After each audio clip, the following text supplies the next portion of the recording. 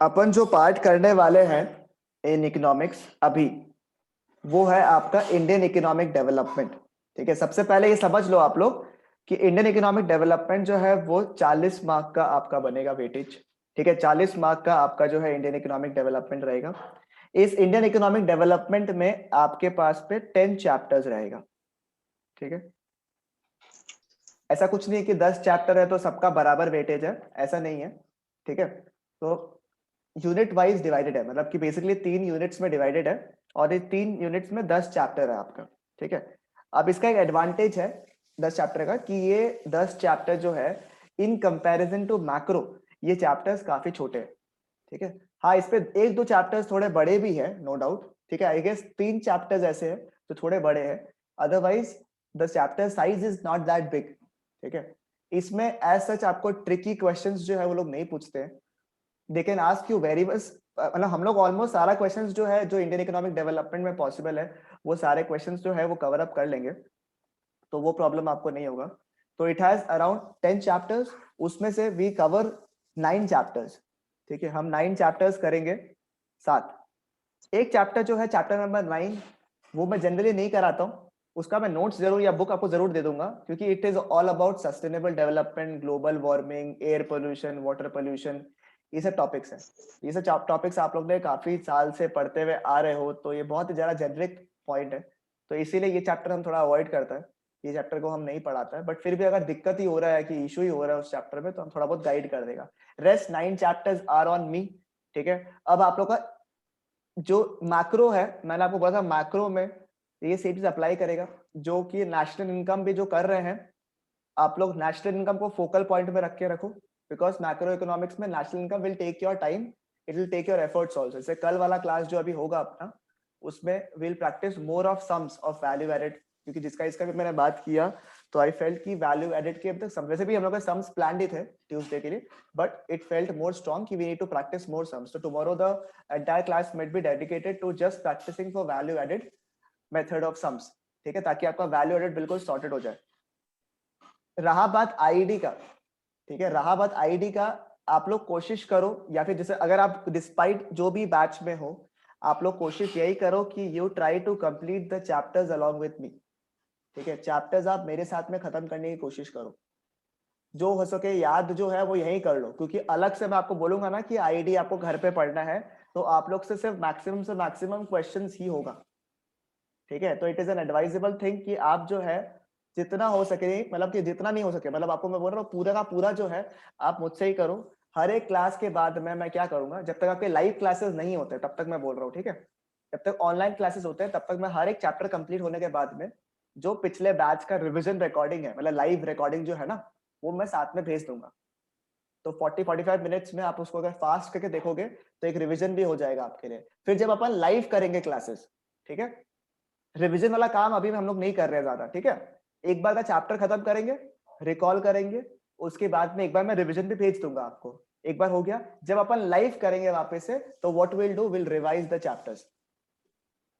ठीक है, तो उस तरीके से आपका अभी भी हो जाएगा, क्वेश्चंस अभी खत्म हो जाएगा, प्लस आपका एक रिवीजन भी हो जाएगा जब अपन लाइव पढ़ेंगे। तो इस तरीके से आपका दोनों वाइज बैलेंस हो जाएगा। ठीक है, ये हो गया अप्रोच। नंबर 2 चीज जो है वो है कि इसमें चैप्टर्स जो है, पहला 3 चैप्टर जो है, पहला 3 चैप्टर थोड़ा स्टोरी के हिसाब से, मतलब थोड़ा स्टोरी लाइन है उसमें, मतलब वैसे स्टोरी लाइन नहीं है, बट हम लोग जब दिमाग में अभी सेट करेंगे तो विल हैव अ स्टोरी। ठीक है, इस स्टोरी से क्या होगा आपके लिए, वो तीनों चैप्टर जो है एक फ्लो में बन जाएगा। ठीक है, तीनों चैप्टर एक फ्लो में चल जाएगा कि हाँ इस हिसाब से हुआ, फिर ऐसे हुआ, फिर ऐसे हुआ, फिर ये हुआ, फिर ये हुआ, फिर ये हुआ। जब हम लोग रिविजन भी करते हैं क्लासेस में, तो भी हम लोग कोशिश करते हैं कि वो लिंक के हिसाब से रिवाइज करें, and if it is possible तो तीनों को एक ही दिन में रिवाइज करने की कोशिश करते हैं हम लोग। ठीक है, उसके बाद कुछ इंडिपेंडेंट चैप्टर्स आए, जैसे पोवर्टी, इंफ्रास्ट्रक्चर, ह्यूमन कैपिटल, ये सब इंडिपेंडेंट चैप्टर्स आएंगे। ठीक है, तो वो एक इंडिपेंडेंट चैप्टर है जो कि आप लोग का चैप्टर बाय चैप्टर खत्म हो जाएगा। उसको मैं क्या करूंगा, उसको मैं आपको मैक्रो के बीच बीच में फ्यूज करता रहूंगा उस चैप्टर्स को, क्योंकि अगर मैं बोलूँ ना कि आपको मैं आईडी पढ़ाऊंगा 4 से लेके 7 तक, तो आप लोग थोड़ा थोड़ा बोर होना स्टार्ट हो जाओगे।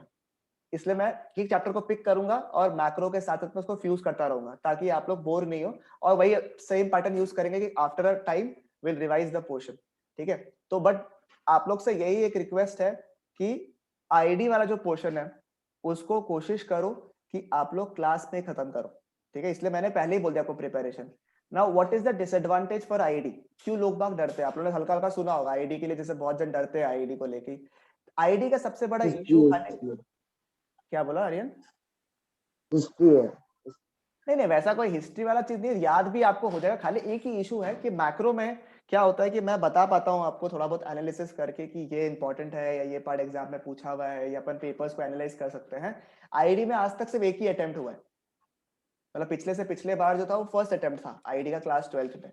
तो the problem with that is that कि हमारे पास क्वेश्चंस काफी लिमिटेड है, तो हमें जो पॉसिबल क्वेश्चंस मिलता है आईआईडी के केस में, जो भी पॉसिबल क्वेश्चंस मिलता है वो अपने को सारे के सारे करने, ठीक है। अपने पास ऑप्शन नहीं है उस चीज का, अपने को सारे के सारे क्वेश्चंस जो है वो करने पड़ेंगे, बिकॉज वी नेवर नो कि सीबीएसई जो है कैसा एग्जाम में क्वेश्चंस पूछ ले, ठीक है। हमें सिर्फ मॉक टेस्ट पेपर जो पिछले साल मिला था उससे एक आइडिया हुआ था कि पेपर्स कैसा पूछ सकता है, और उसी हिसाब से मैंने क्वेश्चन बैंक भी बनाया आप लोग के लिए आईआईडी का, keeping into the mind last mock test paper को कंसीडर करते हुए। तो आप लोग को दिक्कत नहीं होगा, मतलब आपका I'll say 70 से 80% preparation would be over by the notes, by the book that I gave you and the question bank. If you solve it properly, it's a guarantee कि आपका 70 से 80% टॉपिक्स कंप्लीट हो जाएगा। रेस्ट ओसवाल वाला part जो है वो भी मैं इनकॉर्पोरेट करने की कोशिश कर रहा हूँ, but owing to the fact कि हमें अभी थोड़ा बुक्स को थोड़ा जल्दी प्रिंट आउट कराना पड़ेगा, तो आई एम नॉट थिंकिंग कि मैं उसको इनकॉर्पोरेट करूंगा। हम लोग अलग से उसको डिस्कस करेंगे, फिर जब हम लोग लास्ट में क्वेश्चन पेपर्स वगैरह करेंगे तो उससे आपका सॉलिड हो जाएगा चीजें, ठीक है। तो as a whole this is my plan for ID. तो आप लोगों को उतना स्ट्रेस नहीं लेना है, टॉपिक बाय टॉपिक समझो, चैप्टर बाय चैप्टर समझो, तो आराम से हो जाएगा आप लोग को। ऐसा कुछ डिफिकल्ट भी नहीं है, ठीक है। कुछ कुछ लोगों ने कर भी लिया है, तो आप लोग को पता भी चल गया होगा कि कुछ इतना डिफिकल्ट वाला पोर्शन नहीं है। बस रिकॉलेशन जरूरी है, रिकॉलेशन एक बार कर लो, अभी स्ट्रेस मत लो। लाइव क्लास जब कराऊंगा, लाइव जब बुलवाऊंगा सबसे, ठीक है, तो अपने आप दिमाग में सेट हो जाएगा, इतना टेंशन लेने की दरकार नहीं है, ठीक है। तो will move on to the time, जो कि अब हम लोग डिस्कस कर रहे हैं कि हम लोग जब डिस्कस करेंगे अभी इन चैप्टर्स को, जो हम लोग फर्स्ट 3 चैप्टर्स जो डिस्कस करेंगे, इंडिया जो है, आपको पता होगा कि आपके दिमाग में सबसे पहला ये क्वेश्चन आएगा कि हम लोग इस चैप्टर को क्यों पढ़ रहे हैं, राइट। इन चैप्टर्स को हम लोग क्यों पढ़ रहे हैं, like what is the use कि हम लोग चैप्टर्स को पढ़ना पड़े, क्या दरकार है इंडिया का स्ट्रक्चर को पढ़ के समझ के, क्या फायदा। देखो, इंडिया जब इंडिपेंडेंट हुआ था, ठीक है, ब्रिटिशर्स जो था वो इंडिया के साथ में 150 साल का एक बड़ा टॉक्सिक रिलेशनशिप में था, ठीक है। अब प्रॉब्लम ये है कि 150 साल तक साथ में था, तो अब अच्छा हो या बुरा हो, होता ना कभी कभी, अच्छा हो या बुरा हो, अब आपको कहीं ना कहीं उसका आदत पड़ जाता है। एक 6-7 महीना में आदत पड़ जाता है, तो ये तो ब्रिटिशर्स लोग 150 साल तक इंडिया पे रूल किया है, तो इंडिया को रूल किया है, तो आखिरकार प्रॉब्लम यही था कि India was somehow dependent on them. तो बहुत डिफिकल्ट वाला पोजीशन हो रहा था, समझ रहे आप, क्योंकि हम लोग कहीं ना कहीं उनके ऊपर बहुत ज्यादा डिपेंडेंट हो चुके हैं कि अब हम लोग कैसे अपने आप को मैनेज करेंगे, कैसे करेंगे, क्या रूल्स लेके आए। ऐसा भी नहीं कि हम लोग फटाक से रूल्स एंड रेगुलेशंस ला दे, because India is not ready, यहाँ के लोग रेडी नहीं है, ठीक है। अब ये चैप्टर्स क्यों रिलेटेबल है, बिकॉज अभी का सिचुएशन भी ऐसा ही है। अभी का सिचुएशन कैसा है कि हमें इकोनॉमिक डाउनफॉल में है, हमारी सिचुएशन इतनी अच्छी नहीं है, ठीक है। अब जो भी, जब ये ठीक होगा हल्का फुल्का, तब इंडिया का सिचुएशन इतना अच्छा नहीं रहेगा। तो इसको आप कैसे कोई गवर्नमेंट जो है बिल्ड करेगा, ठीक है। क्या गलती है जो कि पहले के गवर्नमेंट ने किया था, ठीक है, सोच के कि सही होगा, बट गलती हो गया या फिर इतना इफेक्टिव नहीं हुआ, ठीक है, वो सोचना हम लोग को, देखना है इससे रिलेट कर पाएगा। यानी कि जितने भी पॉलिसीज आप इसमें थोड़े बहुत पढ़ोगे, आपको ऐसा देख के लगेगा कि अच्छा ये तो करंट वाला टाइम से भी थोड़ा थोड़ा रिलेटेड है। किसी का आवाज आ रहा है, ठीक है। तो कुछ कुछ पार्ट जो है वो करंट वाले पॉलिसीज में भी आप लगा सकते हो, ठीक है। तो इसीलिए ये चैप्टर्स जो है ये बहुत रेलेवेंट है। ये चैप्टर्स इसलिए इंपॉर्टेंट है क्योंकि अपने को जानना इसलिए है कि जब इंडिया का सिचुएशन खराब था, इंडिया जब इतना अच्छा पोजीशन में नहीं था, तब इंडिया के गवर्नमेंट ने क्या किया, ठीक है। क्या वो सक्सेसफुल हुए उस गवर्नमेंट के जो रूल्स थे उसमें? जब नहीं हुआ तो इंडिया के पास में क्या ऑप्शन था? आप लोग ने डेफिनेटली एलपीजी का नाम सुना होगा, ठीक है, ग्लोबलाइजेशन लिबरलाइजेशन के बारे में आपने सुना होगा, बट क्या वो पॉलिसी इंडिया सच में प्लान कर रहा था लाने के लिए? क्या इंडिया को मन था एक ग्लोबल इकोनॉमी बनने का? क्या उस वक्त इंडिया रेडी था एक ग्लोबल इकोनॉमी बनने के लिए? ये सारे क्वेश्चंस जो है आपके पहले 3 चैप्टर में डिस्कस होंगे। ये 3 चैप्टर्स जो है ये आपको बताएंगे कि आखिरकार इंडिया ने अपना स्ट्रक्चर, अपना जो इकोनॉमिक मॉडल है उसको किस तरीके से बनाया। ठीक है, बट पहले, उसके पहले मेरे को ये जानने का है, ठीक है, सिंपल सा बात है सर। आपको सोचो एक बार के लिए, अगर आपके फ्रेंड को, आपको एक सोचो he has undergone a bad relationship, ठीक है, if he has gone under a bad relationship, ऐसा तो नहीं है ना कि आप बिना कुछ जाने, बिना कुछ पहचाने आप उसका हेल्प करने के लिए रेडी हो जाओगे, राइट? तो उसको पहले आप क्या करोगे, उसके पहले कंडीशन को समझोगे कि क्या सिचुएशन में प्रॉब्लम आ गया, क्या सिचुएशन आया, क्या इशू आया, ठीक है। उसके बाद में जब उसका प्रॉब्लम को आप समझ जाओगे, ठीक है, आपने जब उसका प्रॉब्लम को समझ लिया, उसके बाद में उसको धीरे धीरे हेल्प करोगे। ऐसा तो है नहीं बोलेगा चल कोई बात नहीं, कोई बात नहीं, सब कुछ नहीं है, मत जा ले चलो, ऐसा तो करेगा नहीं। आप उसको बोलेगा भाई ठीक है आराम से, कोई दिक्कत नहीं है, सब कुछ होता रहता है, उसको धीरे धीरे समझाओगे। फिर जब वो थोड़ा सा नॉर्मलाइज होना स्टार्ट हो जाएगा, फिर आप उसको बोलोगे नहीं अब तू जो है ये कर ये कर ये कर, अब तेरा लाइफ जीना है। तो सिमिलरली इंडिया का भी यही सिचुएशन था। फर्स्ट चैप्टर विल अंडरस्टैंड कि इंडिया का कंडीशन कैसा था just after the breakup, Britishers के साथ में जब ब्रेकअप हुआ इंडिया का, ठीक है, यानी इंडिया को इंडिपेंडेंस मिलने वाला है, उस समय इंडिया का सिचुएशन कैसा था, ये अपन डिस्कस करेगा। चैप्टर नंबर 2 में क्या है कि इनिशियली अपन फटाफट पॉलिसीज नहीं लगा सकता भैया, अभी वो वल्नरेबल है, हर 2 दिन में उसको याद आता है, ठीक है। उसको अगर हम लोग बोले कि भाई क्या कर रहा है, अकेला है क्या, तो उसका पहला रिप्लाई क्या आएगा, बहुत अकेला हूं मैं। वो ऐसा सिचुएशन में, ठीक है, तो उसको हम लोग हर चीज नहीं बोल सकता है अभी, तो उसको थोड़ा थोड़ा, वही इंडिया का सिचुएशन था, अभी अभी गया है, अभी अभी थोड़ा सा वल्नरेबल सिचुएशन में इंडिया, तो अभी जो पॉलिसीज और प्लान्स है उसको किस हिसाब से इंप्लीमेंट करना है। और नंबर 3 चैप्टर में जो हम लोग करेंगे कि जब इंडिया थोड़ा सा प्रॉब्लमेटिक सिचुएशन में था, तो उस समय के फाइनेंस मिनिस्टर ने ऐसा क्या किया था कि इंडिया थोड़ा सा बेटर पोजीशन में आ गया। ये चैप्टर का पूरा ओवरव्यू है जो पहला 3 चैप्टर अपन करने वाले, ठीक है। बहुत सिंपल सा बात है, आपको पता है कि इंडिया का सिचुएशन पहले कैसा था, मतलब जब ब्रिटिशर्स लोग नहीं आया था तो India was a very very rich country in terms of natural resources and everything, ठीक है। इंडिया का एग्रीकल्चर जो है वो एकदम एक नंबर था, इंडिया का हैंडीक्राफ्ट इंडस्ट्री जो था वो एकदम उधर मस्त था, ठीक है। इंडिया जनरली जो है अपना सामान खुद बनाता था, तो सेल्फ रिलायंट पूरा था, ठीक है। और आपको पता ही है कि इंडिया को सोने की चिड़िया भी बोलते थे, ठीक है। तो इंडिया का सिचुएशन है तो बोलता है एकदम मक्खन A1 सिचुएशन, ठीक है, just like your situation before you get into a relationship, ठीक है। एकदम मस्त खुश है आप लोग, खुश मिजाज का है एकदम, जिंदगी जी रहा है, ठीक है, प्रॉब्लम है नहीं, ठीक है, मस्त अपना करियर में चल रहा है। बट जैसी एक, अच्छा ये जो मैंने सारे एग्जांपल्स दे रहा हूँ ना ये सबके लिए एप्लीकेबल नहीं है, इसको इसलिए दे रहा कि आप लोग रिलेट कर सके कुछ कुछ चीजों को, ठीक है। आई मीन रिलेट नहीं, मतलब थोड़ा सा समझ सके, रिलेट कैसे करेगा, ठीक है। तो अब क्या हुआ उसके बाद में इंडिया का जो क्या हुआ, जब इंडिया जो है सिचुएशन में था, फिर उसके बाद क्या हुआ, ब्रिटिशर्स लोग आ गए। ब्रिटिशर्स लोग जो है वो लोग जो पॉलिसीज लगाए ना, आप नोटिस करोगे ना, पॉइंट्स तो चलो याद करा दूंगा, आज मैं ओवरव्यू दूंगा आपको अच्छे से, आपको पॉइंट्स तो मैं करा दूंगा, याद भी करा दूंगा, दिमाग में सेट भी करा दूंगा। बट द पॉइंट इज कि आप स्मार्टली देखो कि ब्रिटिशर्स जो है उन्होंने किस तरीके से अपने पॉलिसीज को स्मार्टली प्लान किया। बोलते हैं ना कि इंडिया का जो वीकनेस था ना, उस वीकनेस को टैंपर किया उन्होंने, ठीक है। उनके वीकनेसेस को टैंपर किया किस तरीके से कि जो जो इंडिया का वीकनेस था उसको पकड़ा, जो जो स्ट्रेंथ था उसको कैपिटलाइज होने नहीं दिया। जैसे उनको पता था कि इंडिया में इंडस्ट्रीज नहीं है, इंडस्ट्रीज उतना हद तक डेवलप नहीं हुआ है, तो उन्होंने चांस ही नहीं लिया कि इंडस्ट्रीज इंडिया में डेवलप हो। उल्टा वो लोग बोला, वो लोग महान बना, पता कैसे महान बना, बोलता आप लोग ये सब क्यों हेडेक ले रहे हैं, आप लोग हमको सामान दो ना। ब्रिटिशर्स बोला आप लोग हमको सामान दो, हम लोग आप लोग के लिए बनाएगा सामान, ठीक है, बढ़िया हो जाएगा, आप एक्सपोर्ट करो सामान को, यू विल बिकम रिच। इस तरीके से आपको बेवकूफ बनाया, तो जो चीज नहीं था उसको डेवलप करने नहीं दिया, और जिसमें अच्छा था ना, फॉर एग्जाम्पल एग्रीकल्चर में, तो एग्रीकल्चर को इस तरीके से मोल्ड किया। ऐसा कभी नहीं किया कि हम आपका एग्रीकल्चर को खत्म कर देगा या ये करेगा वो करेगा, ऐसा कभी नहीं किया।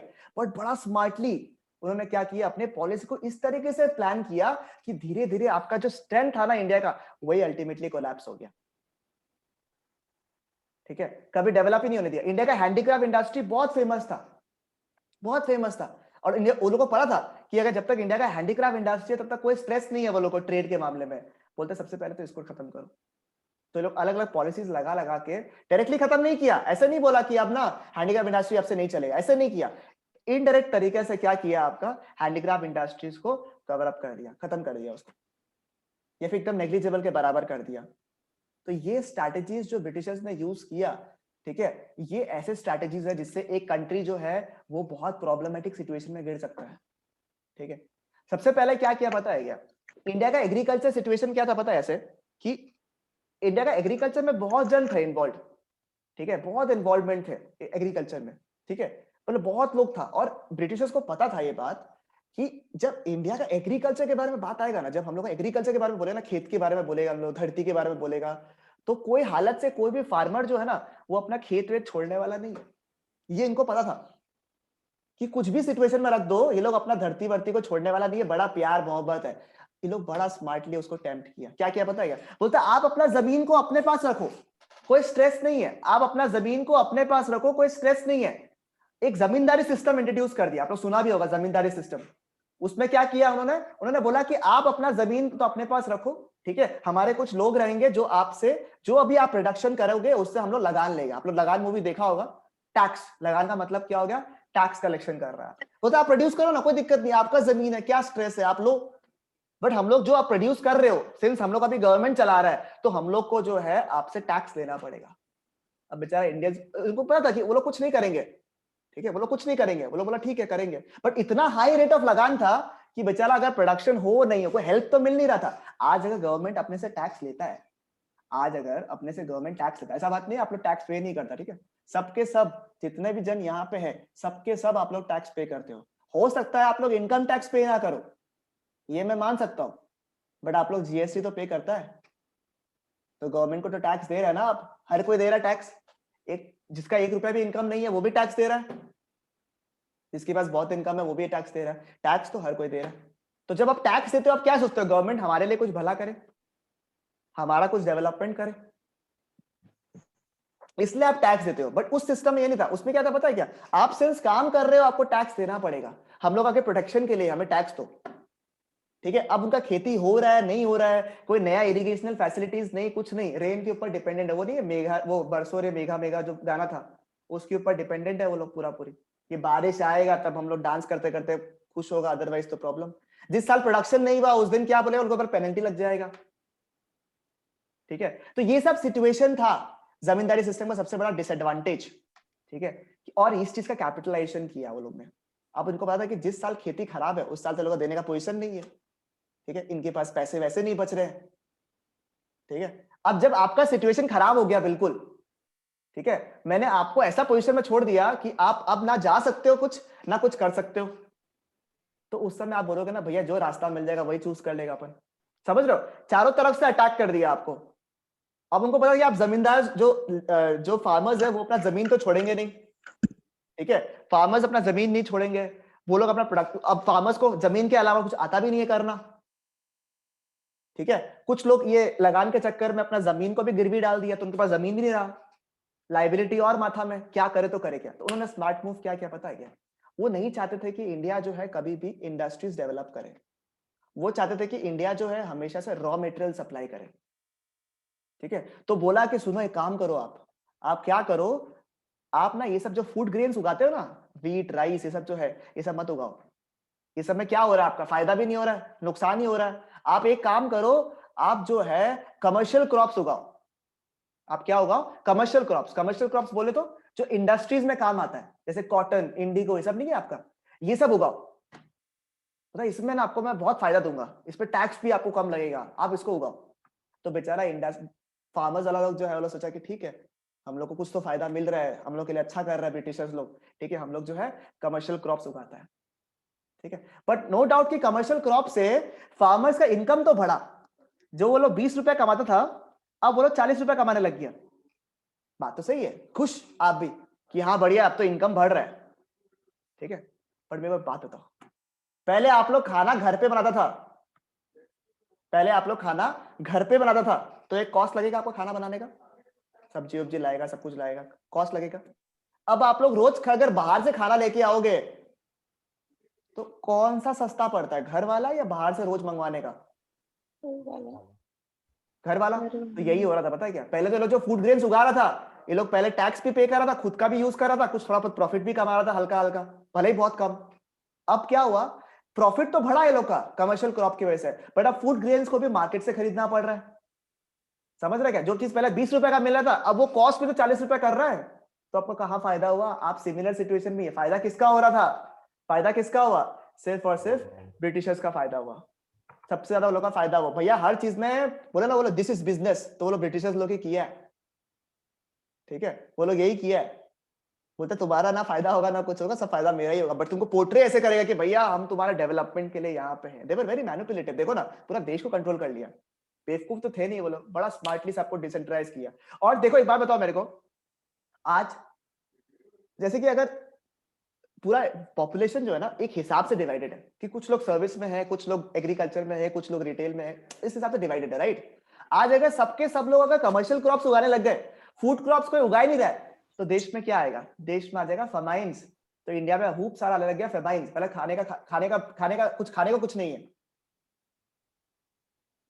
ठीक है? तो ऐसा सिचुएशन में इंडिया फंस गया, ठीक है? एग्रीकल्चर कभी डेवलप नहीं हो पाया। और आप मुझे बताओ, अगर अभी ऐसा सिचुएशन मैंने बता दिया आप लोग को, ठीक है, कि एग्रीकल्चर का हालत ऐसा था, आप मुझे बताओ कि आप लोग इन्वेस्टमेंट करते एग्रीकल्चर में? नहीं करता, नॉर्मल सा बात है। तो एग्रीकल्चर में इन्वेस्टमेंट भी नहीं मिल रहा था, ठीक है? रहा बात तुम्हारा इंडस्ट्री का, इंडस्ट्री को अभी डेवलप होने नहीं दिया, ठीक है? उल्टा क्या बोला कि एक काम करो, तुम लोग रॉ मटेरियल हम लोग को सप्लाई करो बिना टैक्स का, कोई एक्सपोर्ट ड्यूटी नहीं है, कुछ इंपोर्ट ड्यूटी कुछ नहीं है, आराम से एक्सपोर्ट करो रॉ मटेरियल को। आप भी खुश, बढ़िया यार, इंडिया का एक्सपोर्ट्स बढ़ेगा, ठीक है, मजा आ गया। तो कितना बढ़िया मूव डाला है, इंडिया को लगा उसका फायदा होगा, बहुत बढ़िया, ठीक है। बट देखो एक चीज क्या किया, ठीक है, जैसे आपको पता है cotton is a raw material, देख रहे cotton is a raw material, देख रहे आप लोग ये वाला कॉटन जो है रॉ मटेरियल है। रॉ मटेरियल जो है आपने क्या किया, एक्सपोर्ट कर दिया ब्रिटेन को, ठीक है, कॉटन को रॉ मटेरियल को एक्सपोर्ट कर दिया ब्रिटेन को। ब्रिटेन ने क्या किया, उससे शर्ट्स बनाया और उस 100 रुपए का सामान को वापस 1000 रुपए का बना लिया, क्योंकि ऑब्वियस बात है ना, कॉटन का दाम कम होगा, शर्ट्स का दाम ज्यादा होगा, ठीक है। कॉटन खरीदा इंडिया से 100 रुपया में, शर्ट्स वगैरह जो है बना दिया 1000 रुपए का और उसको वापस से इंडिया में बेच दिया। तो आप फायदा में है या एक्चुअली में 900 रुपए का डिस्काउंट लॉस में है? लॉस में है 900 रुपए का भैया। और देखो यहाँ पे वो लोग बना रहे हैं मशीन में सामान, ठीक है, धर धर धर मशीन में सामान बना रहे हैं वो लोग। यहाँ पे इंडस्ट्रियल रेवोल्यूशन चल रहा है, इंडिया में बना रहा है हैंडमेड गुड्स। कॉस्ट किसका कम होगा बताओ हमको, कॉस्ट किसका कम होगा? मशीन मेड का कम होगा ना, हैंडमेड का तो महंगा होगा भैया। तुम्हारा शर्ट बनाने के लिए तुम्हारा इतना टाइम मेहनत सब कुछ लगेगा, तो मेहनत ज्यादा, कॉस्ट ज्यादा, और जितना वैरायटी मशीन मेड बना सकता है उतना अपन हैंडमेड बना सकता है क्या?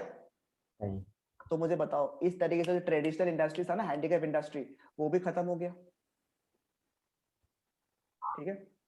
अब आप बोलोगे नहीं, एक बात आप बताओ, हैंडीक्राफ्ट इंडस्ट्री का तो पहले भी इंडिया के बाहर बहुत डिमांड था, है ना? डिमांड था ना उनका, बहुत ज्यादा डिमांड था, उसका क्या हुआ? तो वो लोगों ने क्या किया पता है? उन्होंने बोला रॉ मटेरियल अगर आप एक्सपोर्ट करोगे ना, रॉ मटेरियल अगर आप एक्सपोर्ट करोगे, कोई टैक्स नहीं, no duties, no export duty, कोई स्ट्रेस मत लो, हम लोग आपके साथ है। बट अगर फिनिश गुड्स एक्सपोर्ट किया ना, फिनिश गुड्स, हैंडीक्राफ्ट का कुछ बनाया हैंडीक्राफ्ट का तुम, तो वो क्या हो गया? फिनिश गुड्स हो गया। तो फिनिश गुड्स जो है वो अगर एक्सपोर्ट किया आपने, तो उसके ऊपर लगेगा भर भर के ड्यूटी, इतना हाई ड्यूटी कि हर कोई अफोर्ड ही नहीं कर पाए। थोड़ा बहुत जो राजा महाराजा लोग वो लोग ही खरीद पाएगा, खाली इतना ही, इतना दाम कर दिया, 150% 200% का ड्यूटी लगा दिया सामान के ऊपर। तो सामान का दाम इतना बढ़ गया, ऑलरेडी हैंडमेड गुड्स का ऐसे दाम तो ज्यादा होता है हल्का फुल्का, फिर उसके बाद टैक्स इतना लगा दिया, तो नॉर्मल पब्लिक लोग खरीद ही नहीं पा रहा था। तो अल्टीमेटली धीरे धीरे क्या होता है चारों तरफ से, जैसे मशीन मेड से कंपटीशन की वजह से और बाहर का एक्सपोर्ट के कम होने की वजह से, दोनों तरफ से हैंडीक्राफ्ट इंडस्ट्री इंडिया में खत्म होने लग गया, या फिर एकदम नेग्लिजिबल हो गया। तो ना मशीन इंडिया, ना इंडस्ट्रीज को डेवलप करने दिया, और जो थोड़ा बहुत इंडस्ट्रीज था उसको खत्म कर दिया। तो आप किसके ऊपर डिपेंडेंट हो जाओगे? आप बताओ मेरे को, किसके ऊपर डिपेंडेंट हो गया वापस से? ब्रिटिशर्स के ऊपर वापस से डिपेंडेंट हो गए, कोई ऑप्शन ही नहीं था आपके ऊपर, कोई ऑप्शन ही नहीं था।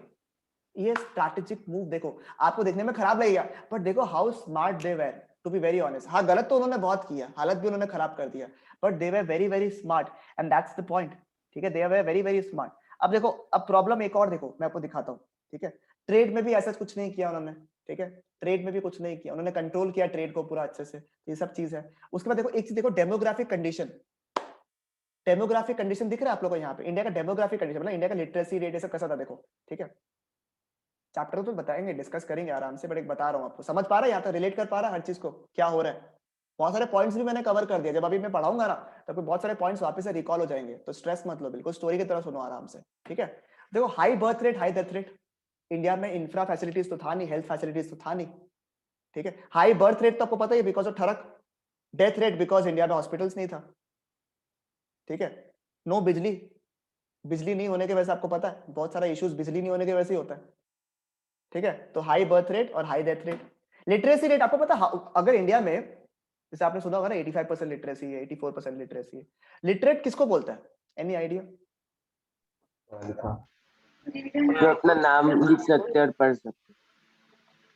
नहीं एजुकेटेड भी नहीं नहीं, एजुकेटेड को कैसे डिफाइन करेगा तुम बताओ, एजुकेटेड नहीं बोला मैंने, लिटरेट बोला मैंने, समझ The पा रहा one है? who can read and write. कुछ हद तक ओके, एक लैंग्वेज में जिसको रीड एंड राइट करना आता है, कोई भी एक language. Very close. Sir India में तो यही है ना कि जो अपना नाम और नाम लिख सकता है और पढ़ सकता है। वो तो A by person default can government understand ने, a language, read, write, or understand. Very good, almost correct Adish, almost correct, almost correct मतलब Please 90% read, correct, write, and understand. ठीक है। तो इंडिया में लिटरेट क्या बोलते, देखो हाँ, कोई भी एक लैंग्वेज में, कोई भी एक लैंग्वेज में अगर आप बोल सकते हो, लिख सकते हो, समझा सकते हो, ठीक है, तो आप क्या बोलोगे और आप समझ सकते हो, ये चार चीज अगर होगा, ठीक है, कोई भी एक लैंग्वेज में, तो आपको लिटरेट बोला जाएगा। कोई भी एक लैंग्वेज, जैसे जरूरी नहीं आपको इंग्लिश होना पड़ेगा या आपके पास में 12th का डिग्री होना पड़ेगा, 11th का डिग्री होना पड़ेगा, 11th का तो क्या डिग्री मिलता पता नहीं, 12th का डिग्री होना पड़ेगा, ग्रेजुएशन होना पड़ेगा, ये सब नहीं, वो एजुकेशन क्वालिफिकेशन अलग चीज हो गया। सिर्फ एक लैंग्वेज को लिख सकते हो, समझ सकते हो, समझा सकते हो, बता सकते हो, किसी को बोल सकते हो बेसिकली, सॉरी, तो वो होगा लिटरेट। इंडिया का लिटरेसी रेट देखो एक बार क्या है, उस समय जब इंडिपेंडेंस हो रहा था, ओवरऑल 16% लिटरेसी रेट था, मात्र 16%। और फीमेल लिटरेसी रेट देख के तो आप शॉक हो जाओगे, 7%। 93% ऑफ द पॉपुलेशन को लिखना हाथ बोलना भी नहीं आता था एक लैंग्वेज। आप मुझे बताओ मैनिपुलेट कर पाओगे या नहीं कर पाओगे आप किसी को इतना इजीली? कर पाओगे? हालत वो था। इन्फेंट मॉर्टेलिटी रेट पता है आपको क्या होता है? इन्फेंट मॉर्टेलिटी रेट हाँ सर, हाँ सर। क्या होता बच्चा है? का मरना, जो बच्चे एक का जो डेथ हो एक साल के अंदर अंदर एक साल के पहले किसी का देता था, 218 बच्चा लोग मर रहा था 1000 में से।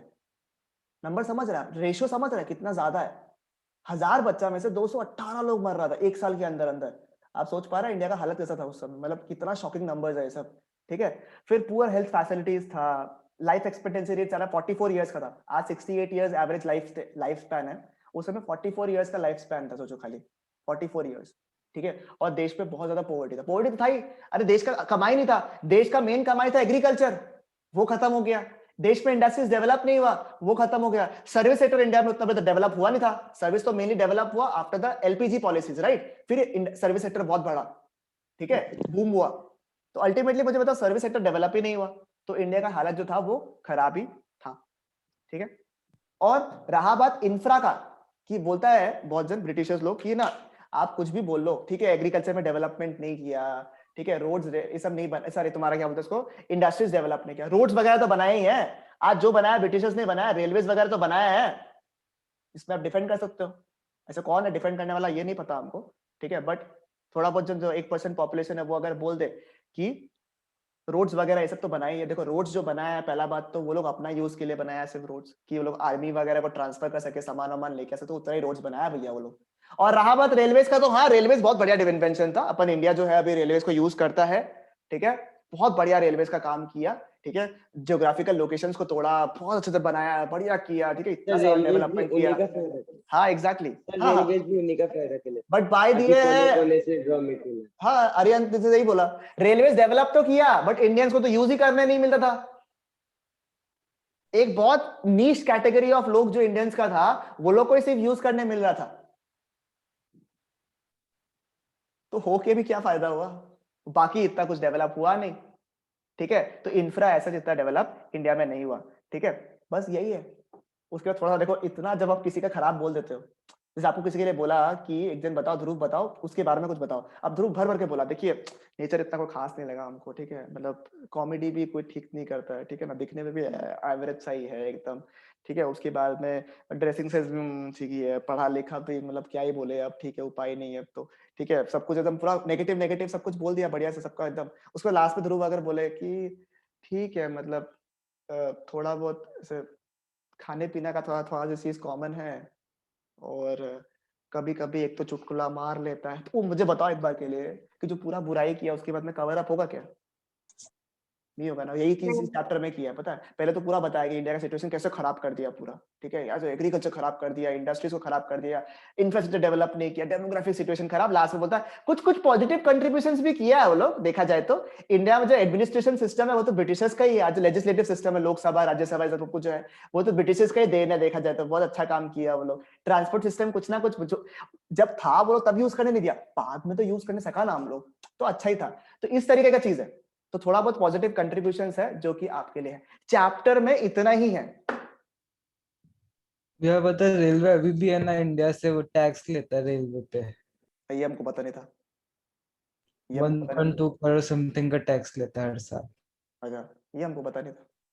ये एक्चुअली नया बात बताया हमको, अच्छा लगा हमको। नहीं, ये पता नहीं था, रिसर्च करना पड़ेगा इसके लिए तो। चलो, ये तो पता करना पड़ेगा, अच्छा लगा। तो बात ये है कि ये है पूरा चैप्टर में। वो बताओ चैप्टर में कुछ भी टफ लगा क्या आप लोग को? यही है इस चैप्टर में पूरी तरीके से।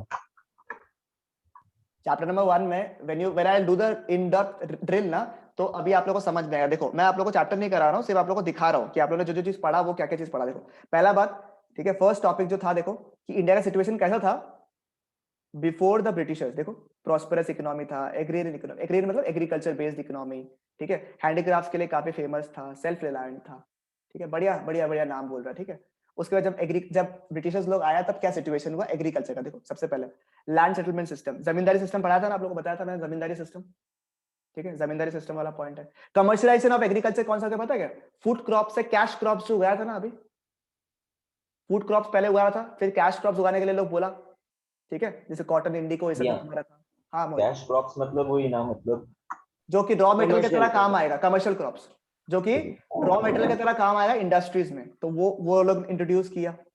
फिर low level of productivity, India का कंडीशन एग्रीकल्चर का इतना अच्छा नहीं था, बिकॉज इंडिया काफी ज्यादा ट्रेडिशनल मेथड से एग्रीकल्चर करता था, ठीक है। इन्वेस्टमेंट इंडिया के पास था नहीं, क्योंकि कोई इन्वेस्ट करने के लिए रेडी था। ऐसा सिचुएशन को देखते हुए कौन इन्वेस्टमेंट करेगा, राइट?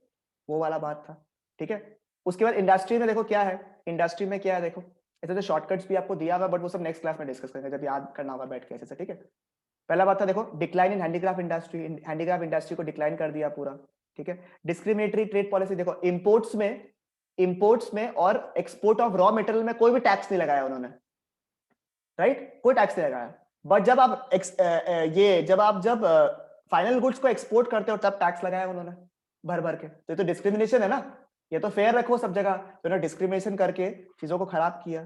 फिर कैपिटल गुड्स इंडस्ट्री, मतलब इंडिया में इंडस्ट्रीज, बड़े बड़े इंडस्ट्रीज को डेवलप ही कभी होने नहीं दिया, ठीक है। इसकी वजह से जीडीपी वगैरह सब कुछ कम था, प्राइवेट सेक्टर आज तक डेवलप ही नहीं हो पाया। हाँ, ये फाइनल गुड्स मतलब जो रॉ मटेरियल्स हम लोग फाइनल गुड्स बना के जो सेल करते हैं ना। फाइनल गुड्स जैसे कि कॉटन जो है वो रॉ मटेरियल हो गया, शर्ट्स जो है ना, हाँ जो फाइनल कस्टमर्स लोग पहनता है, हाँ भैया। तो वो हो गया फाइनल गुड्स, जो आपने पढ़ा था ना, हाँ हाँ, वो वाला। तो वही मतलब इंडिया में अगर हम लोग शर्ट से बना के अगर एक्सपोर्ट करते हैं तो उसमें मतलब बहुत तो हैवी उसमें टैक्स बहुत लगता हाई है। रेट ऑफ एक्सपोर्ट ड्यूटी, हाँ। अच्छा, फिर दूसरा कंट्री वाला इसलिए हम लोग रिफ्यूज कर देते हैं लेने से। बहुत सारा कंट्रीज में तो एक्सपोर्ट करना भी मना था, ये भी हम लोग पढ़ेगा। बहुत सारा ठीक है। एक्सपोर्ट्स में आपको अलाउ नहीं करता था, सपोर्ट ही नहीं करता था, ठीक है। फिर उसके बाद में देखो ट्रेड में भी यही किया उन्होंने। देखो, एक्सपोर्टर ऑफ प्राइमरी गुड्स, ये सबसे इंपॉर्टेंट लाइन देखो, हाँ, exporter of primary goods and an importer of finish goods, ठीक है। Exporter of primary goods and an importer of finish goods, ठीक है। मोनोपोली कंट्रोल, जो अभी मोहित ने बोला, बाकी कंट्रीज में जो भेजने वाला मोनोपोली कर लिया था, मतलब बाकी जगह ट्रेड ही नहीं कर पा रहा था, ऐसा सिचुएशन हो गया था। फिर ये वाला पार्ट आपसे डिस्कस कर ही लिया।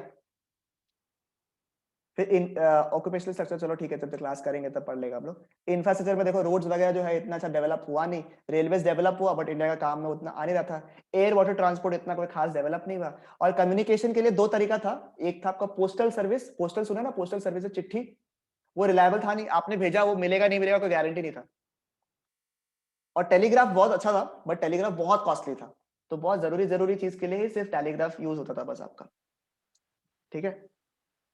उसके बाद में कुछ पॉजिटिव कंट्रीब्यूशंस थे जो कि ब्रिटिशर्स ने प्रोवाइड किया था हमें, तो वो सब हमें यहाँ पे डिस्कस करना है। तो चैप्टर नंबर 1 में सर आपका यही है, ठीक है। Only this much is there.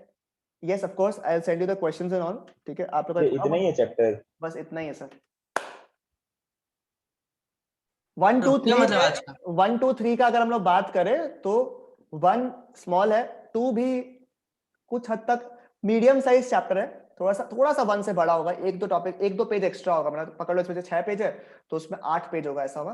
और चैप्टर नंबर 3 थोड़ा बड़ा है, थोड़ा बड़ा है, चैप्टर नंबर 3 थोड़ा सा बड़ा है, मतलब बड़ा चैप्टर में अगर हम बोले तो 3 आता है, फिर 6 थोड़ा आएगा, रूरल डेवलपमेंट थोड़ा सा है, और इंफ्रास्ट्रक्चर पिछले साल तो बहुत छोटा था चैप्टर नंबर 8, पर इस साल सिंस आप लोग का सिलेबस कटा नहीं है तो वैसे करते हुए तो थोड़ा सा बड़ा हो गया आप लोग के लिए। बस ये 3 चैप्टर ही है जो कि थोड़ा सा बड़ा है, मतलब इसमें बाकी चैप्टर्स को अपन क्या, जैसे चैप्टर नंबर 1 और 2 ऐसा है ना, जो कि अपन शायद एक सिटिंग जब बैठेंगे ना तो दोनों चैप्टर को रिवाइज कर सकते हैं अपन, वैसा वाला सिचुएशन है, ठीक है। तो वो उसका स्ट्रेस मत लो, आप लोगों को मैं यहीं पे याद करा के पहले भेजूंगा, ठीक है, उसका स्ट्रेस मत लो, ठीक है। तो this is the overall discussion about ID, overall discussion about the क्या बोलते हैं इसको, चैप्टर नंबर 1 वाला चीज, ठीक है। टुडे इज 7th, रुको वो एक चीज प्लान करने दो थोड़ा सा। हाँ सर ये तो फिर अगले क्लास तक तो खत्म ही हो जाएगा चैप्टर। हाँ हाँ 12 13 मेरे पास रहेगा, 19 20 मेरे पास रहेगा। डीपीएस का एग्जाम कब है?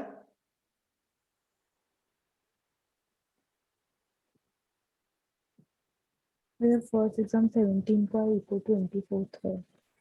तुम लोग 19 और 20 तो क्लास कर पाएगा? मेरा एग्जाम हम लोग का तो बाद में से मैथ्स है एक्चुअली। ठीक है, 1 तो तुम लोग का हो जाएगा, 2 भी कुछ हद तक शुरू हो जाएगा, देख लेगा हम लोग, मैनेज कर लेगा इसमें, ठीक है। हाँ भाई। ठीक है, इसमें कुछ मैनेज कर लेगा, कोई बात नहीं। बाकी आप लोग का नेशनल इनकम का मेन स्ट्रेस है ना, नेशनल इनकम थोड़ा स्लो चल रहा है ना, ठीक है, देखता मैनेज करता कुछ करके, ज्यादा फास्ट करा के भी मतलब नहीं है ना, फिर दिमाग से उड़ जाएगा।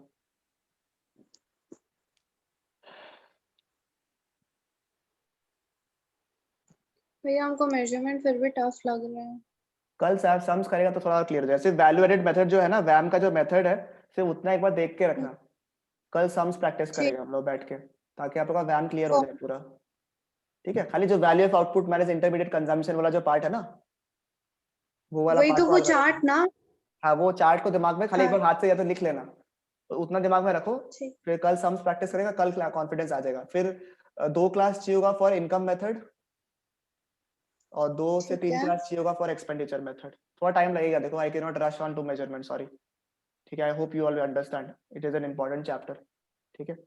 हाँ फिर एक लास्ट का पार्ट बचता है नेशनल इनकम का, कुछ पार्ट लास्ट का पार्ट बचता है, वो हम लोग चाहे एक बार के लिए स्किप भी कर सकता है, बाद में डिस्कस कर सकता है, देखा जाएगा। क्योंकि ऑलरेडी क्या होगा, तीनों मेथड करने के बाद थोड़ा सा हैवी आप लोगों के दिमाग में हो जाएगा एक बार के लिए, इसलिए I don't want to push in more data into it. थोड़ा सा ब्रेक दूंगा, पहले मेजरमेंट अच्छे से कर लो रिवाइज, उसके बाद जो थोड़ा सा 2 पेज का पार्ट है वो हम लोग क्लास के बाद में कर लेंगे, जब भी होगा, ठीक है। डन।